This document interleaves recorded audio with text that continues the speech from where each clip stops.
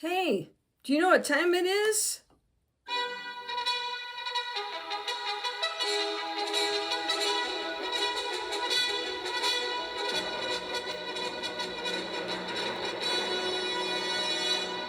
You're right. It's Coach Lyndy's Prodcast, the podcast to get you moving.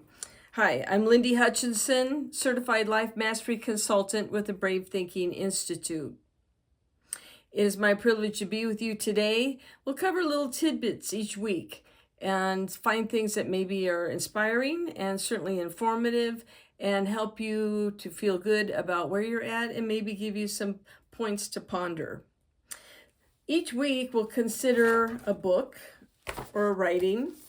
This week it is Atomic Habits by James Clear. This is from our Smarty Pants for Books for Smarty Pants selection for the week. Our power word is habits. And our train your brain thought for the week is, is small tweaks, big changes. I will read a part of this book. If you don't have it, it's wonderful to have. If you've never listened to it or read it, please get it. You'll enjoy it. A lot of these books I found you can listen to them for free on YouTube. Sometimes you can hear a summary if you don't want to hear the whole book. It is excellent. It is not a surprise that it was a New York Times bestseller. I don't get any endorsement fees or money or anything like that. It's just a really, really great book. But it shows how something that seems practically hopeless can be turned around by making small changes. And a lot of times we can apply that to ourselves. We may feel frustrated at where we're at. We want to get a certain place and we just can't seem to reach the goal. So today, from Atomic Habits by James Clear, I'll be reading on page 13, the very first chapter, and he uses a wonderful example of how small tweaks can really change things completely.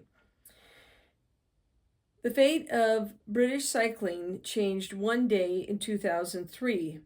The organization, which was the governing body for professional cycling in Great Britain, had recently hired Dave Brailsford as the new performance director.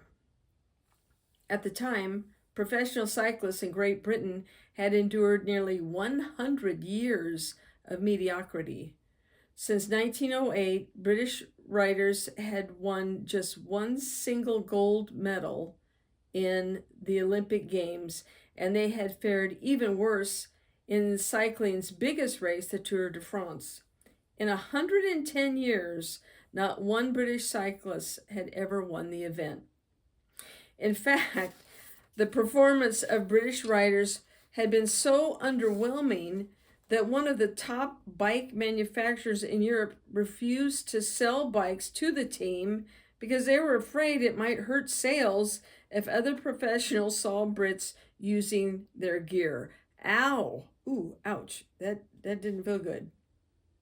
Brailsford had been hired to put British cycling on a new trajectory.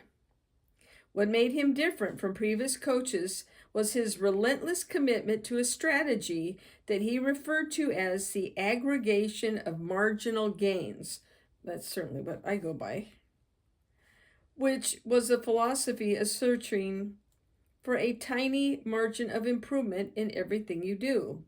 Brailsford said the whole principle came from the idea if you broke down everything you could think of that goes into riding a bike and then improve it by 1%, you will get a significant increase when you put them all together. Brailsford and his coaches began making small adjustments you might expect from a professional cycling team. They redesigned the bike seats to make them more comfortable and rubbed alcohol on the tires for a better grip. I had no idea. They asked riders to wear electronically heated overshorts to maintain ideal muscle temperature while riding, and use biofeedback sensors to monitor how each athlete responded to a particular workout. The team tested various fabrics in a wind tunnel and had their outdoor riders switch to indoor racing suits, which proved to be lighter and more aerodynamic. Yeah, wow. But they didn't stop there. Brailsford and his team continued to find 1% improvements in overlooked and unexpected areas. They tested different types of massage gels to see which one led to the fastest muscle recovery. They hired a surgeon to teach each rider the best way to wash their hands to reduce the chances of catching a cold. Wow, that's commitment. They determined the type of pillow and mattress that led to the best night's sleep for each rider. They even painted the inside of the team truck white, which helped them spot little bits of dust that would normally slip by unnoticed but could degrade the performance of the finely tuned bikes. As these and hundreds of other small improvements accumulated, the results came faster than anyone could have imagined. Just 5 years after Brailsford took over, the British cycling team dominated the road and track cycling events at the 2008 Olympic Games in Beijing, where they won an astounding 80% of the gold medals available. 4 years later, when the Olympic Games came to London, the Brits raised the bar as they set 9 Olympic records and 7 world records.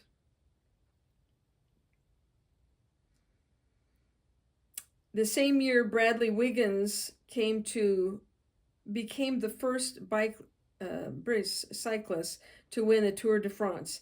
The next year, his teammate, Chris Froome, won the race, and he would go on to win again in 2015, 2016, 2017, giving the British team 5 Tour de France victories in 6 years. So during the 10-year span from 2007 to 2017, British cyclists won 178 world championships and 66 Olympic or Paralympic gold medals and captured 5 Tour de France victories, which is widely regarded as the most successful run in any cycling history. That is amazing. So they changed their mattresses, their pillows, what they were wearing. They rubbed alcohol on the tires. Small tweaks, big changes. This is for you and I, how we can change your life. If you haven't read the book, get the book. If you've read it, but it's been a long time ago, get it or listen to it. It's wonderful. James Clear, Atomic Habits. So now in conclusion, with our Hey, That's Funny file, there was a comic from years gone by named Henny Youngman. Okay, our grandparents probably knew about this person. He said, I had plastic surgery last week. I cut up all my credit cards. All right, if you'd like to get in touch with me, look me up on my website, lyndyhutchinson.com. LYNDIHUTCHINSON. Until next week, keep following your dreams, think big, and I will look forward to seeing you next week. Take care.